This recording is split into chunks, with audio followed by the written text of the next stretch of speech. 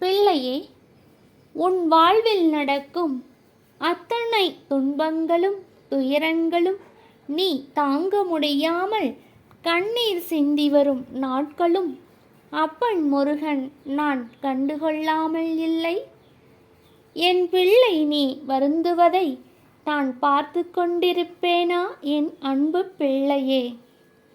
நீ என்னை ஓம் முருகா ஓடி வந்து என் குறைகளை தீர்ப்பாய், என் மனதில் இருக்கும் வேதனைகளை தீர்ப்பாய். என் விதியும் கதியும் நீதானே, என் ஆறுதலும் அரவணைப்பும் நீதானே.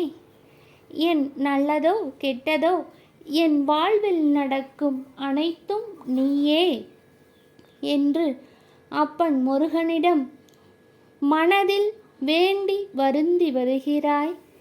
கலங்காதே பிள்ளையே, உன் கோரிக்கையும் உன் மனவேதனையும் அப்பன் முருகனிடம் ஒப்படைத்து விடு. அவர் பார்த்து கொள்வார். உன் விதியை மாற்றித்தரும் வல்லமை அப்பன் ஒருவருக்கே உண்டு.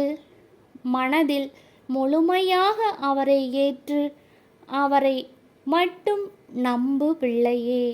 நல்லதே நடக்கும். ஆறுமுகம் அருளிடும் அனுதினமும் ஏறுமுகம். வெற்றிவேல் முருகனுக்கு அரஹரோஹரா.